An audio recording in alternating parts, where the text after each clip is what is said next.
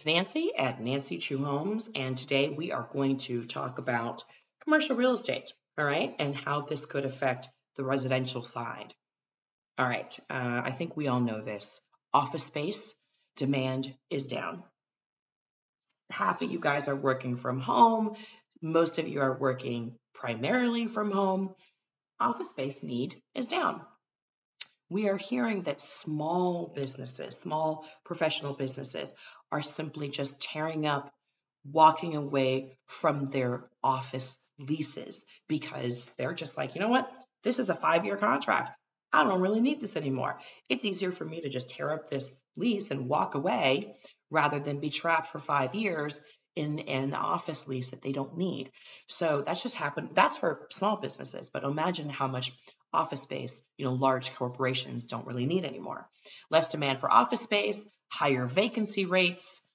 Tenants not paying rent means that the owner of this space cannot pay their mortgage. Okay.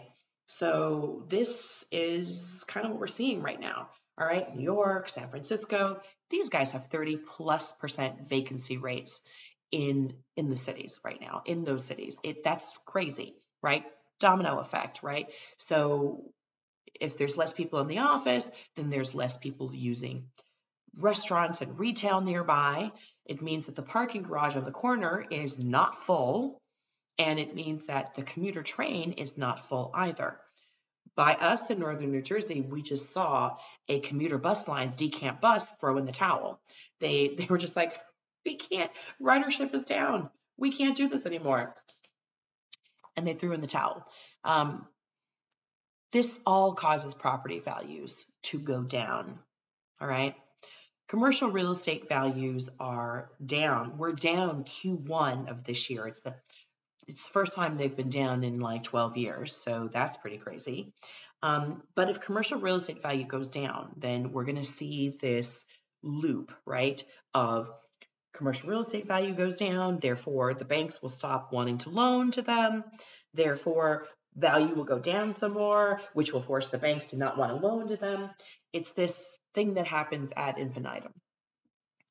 I have been hearing the phrase, and I want to repeat this so that you guys can hear it.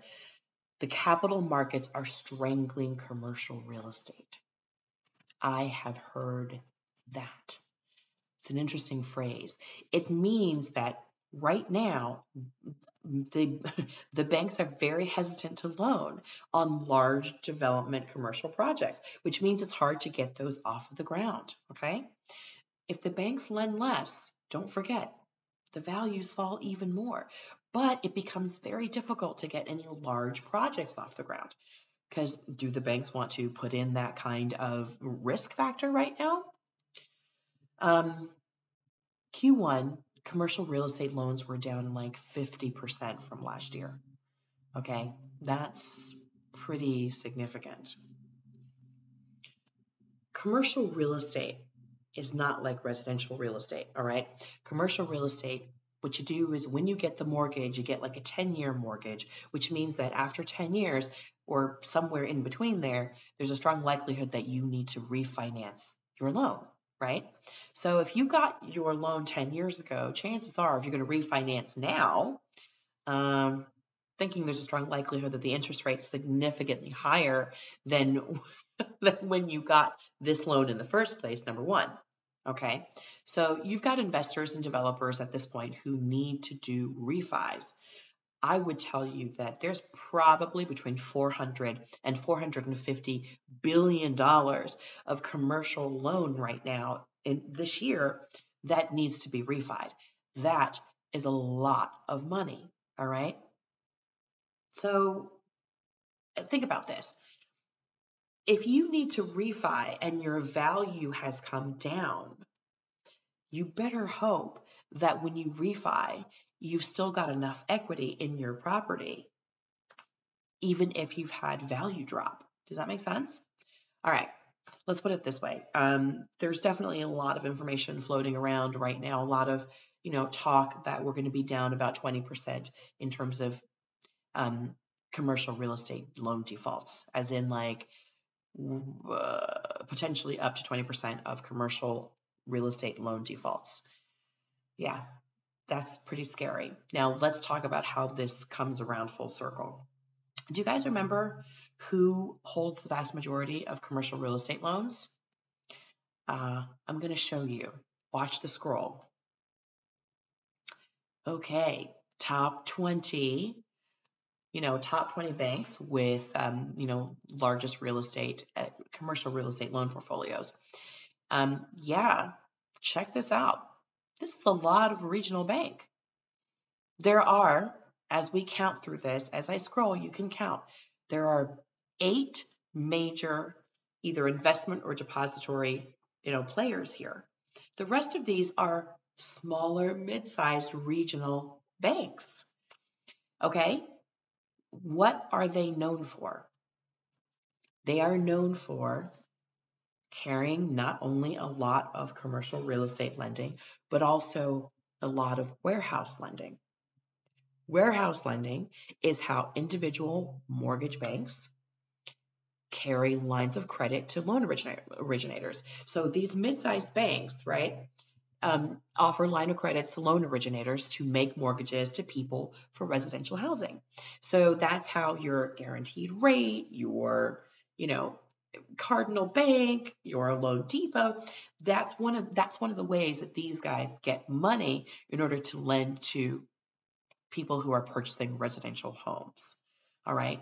So if there's 700 billion in commercial real estate right now, and 500 billion of that is held in smaller regional mid-sized banks, that means they have 70% of all commercial real estate loans. If we see a significant amount of foreclosure on commercial real estate, what's going to happen to these mid-sized banks? These mid-sized banks, some of which are already on the verge and a little bit in trouble. What's going to happen? Well, we have all seen these mid-sized banks, right? Deregulation over the last decade has allowed these banks to carry less reserve, which has made it very hard for them to handle a run on that bank, right? Which is what we saw with SVB.